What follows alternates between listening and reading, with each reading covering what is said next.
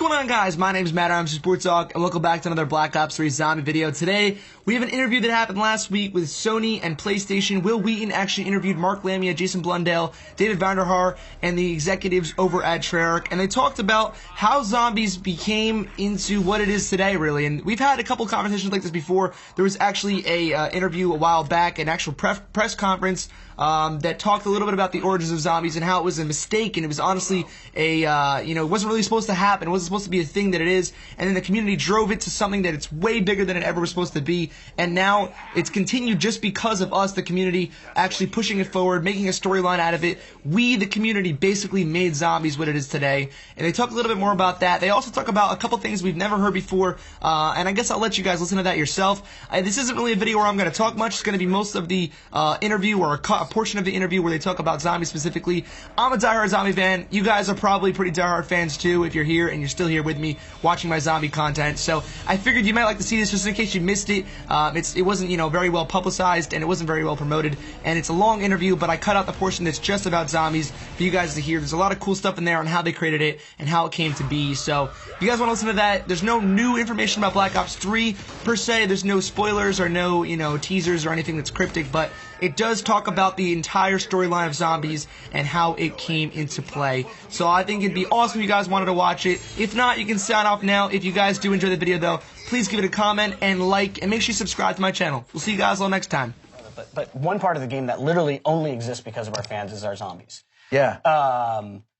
It was a passion project inside the studio that totally should never have, in any sort of I probably shouldn't even be here as a studio head because I let this thing happen at a time when the development was strained and the team was, in a difficult place trying to release a historically authentic cinematic World War II game. And then you hear, have you heard they threw a zombie in there? It's a Nazi zombie, right? Everyone likes to kill Nazi zombies. So, it's a fun new game co-op mode. And I'm like, whoa. This hasn't been greenlit. What's going on, you got to try. Did you just sort of start moonlighting on zombies? And you were just like, you know what, I have this idea, and I'm just basically going to beg forgiveness? Is that where that came from? I mean, the studio itself, it was, as Mark was saying, it kind of comes from the guys having a passion to create it and just kind of toying things around and playing with stuff.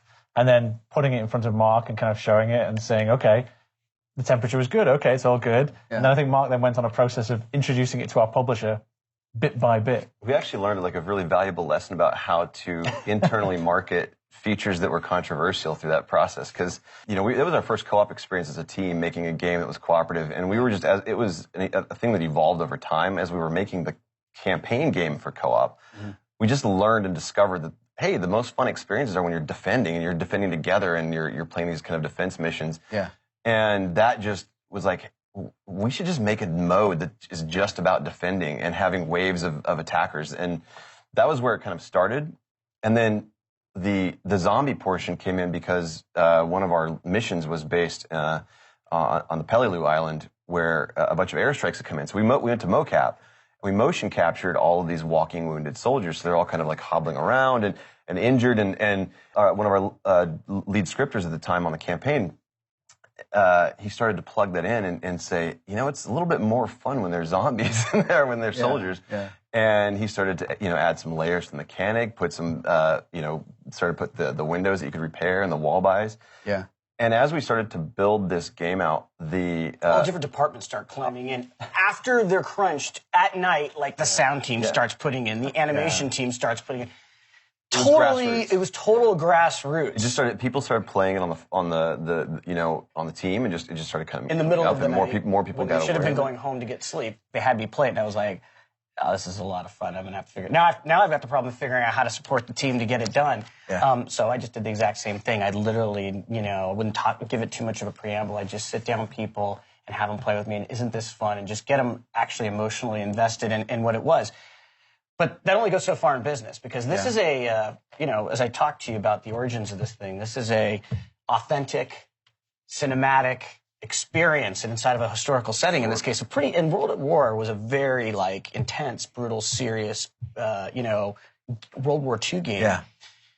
And there's some people who are like, you're not sticking zombies in Call of Duty. What are you talking about? Have you lost your mind, man? Yeah. The thing about it was, we made this deal with Activision, who owns Treyarch and is our publisher, that it wouldn't get marketed. We wouldn't market this. It's okay. Let us release it as an Easter egg. Like, after everyone's already experienced the, artfully crafted, beautiful Call of Duty game that we've been working on for years, let them experience that game. After the credits roll, we'll have this little surprise at the end. It's a lot of fun. I think people will enjoy it. Yeah. So they let us do that. And I think that very decision to actually not, and it's a very un-Call of Duty-like thing in this world to do, if you think about it, not promote it, not market it at all. The people who found it, who'd already got what they bargained for, they played their game, and they took it, they owned it, and that very same internet blew it up for us. Yeah. They took it, they got to own it. The fans of your game getting so excited about that it blows up, it becomes its own thing. Their support, their passion leads to... It becomes a main part of what a Treyarch Call of Duty game, what a Treyarch Black Ops game is. Yeah. It takes center stage as part of what Black Ops, when we shipped Black Ops, it had an epic campaign, it had an awesome multiplayer, and it had a zombies that came with it and just became part of what we make when we make our Call of Duty games. Yeah. Like, it's a legitimate its own pillar on the disc, and it kind of, from those humble kind of beginnings, in terms of what's fun, what's engaging, to the point now where it's getting allocations and it's getting resources in the studio, so we're developing it, which are just as long and just as weighty as other things. And you have to, with DLC and digital content and stuff and so forth, consider it like a campaign, consider it like a full story. It has a 7-year story arc for its characters that we've been going on with this journey that will... And I think that's something that you'll actually be interested in hearing, is that the story for zombies didn't always exist. There was not this comprehensive and forethought put into what this story was going to be from start to finish. Yeah. We had very little fiction around it. I mean, the very first iteration of zombies was literally hobbled together from things that we found from other parts of the game. They were mute characters, right? They didn't speak. They didn't have any personality in that sense, right? But the community started to pick up on little hints of things in the game, and there were some intentional Easter eggs that were put around, but there were also some ones that we didn't actually place that the fans started to have these conspiracy theories around. Just what does that mean? And they would fight with one another about what things meant. There was one example which was a texture that was warped. Just warped at the corner, right? And they found it, they came in on it, and it was like finding a deity on your toast, It was like, oh wow, they're like, they're saying something here, that's like a demon or something, and that's because he's meddling in other powers, and it was just that we warped the texture. But we saw that kind of interest going, and it was like, we should actually do more of this stuff, deliberately, Fly with the hawks, you begin when you subscribe!